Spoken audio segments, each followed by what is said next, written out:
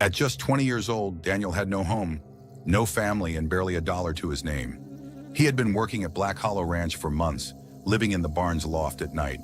The job was tough, but it kept him fed. The ranch was isolated, miles from town, with only cattle and coyotes for company. One night, Daniel noticed something strange. The cattle were uneasy, their hooves stamping against the ground.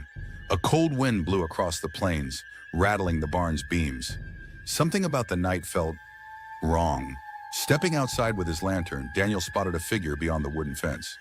A tall, thin woman in tattered black rags stood there, her wild hair whipping in the wind. Her eyes glowed like embers in the dark. The woman lifted a bony hand and pointed at him. "You do not belong here," she hissed. Her voice was dry and brittle, like rustling leaves.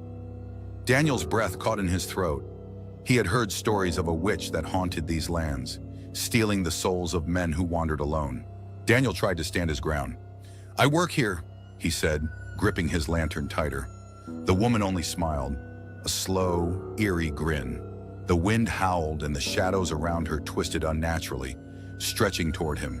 His lantern flickered, and then darkness. Panic surged in Daniel's chest. He fumbled for matches, desperate to relight his lantern. But before he could strike one, he felt something behind him.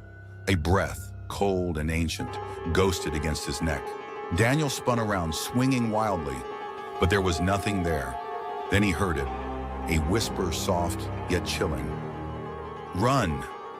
The voice curled around his ears like a curse. He didn't hesitate.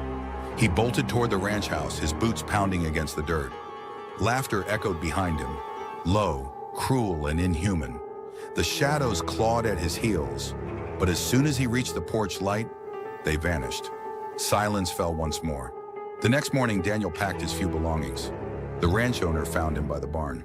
"You leaving, son?" the old man asked, his tone unreadable. Daniel nodded. "Yeah, I saw her, the witch. She told me to run, and I think I should listen." The old man exhaled, glancing toward the empty fields. Smart boy. Daniel never looked back as he rode away from Black Hollow Ranch.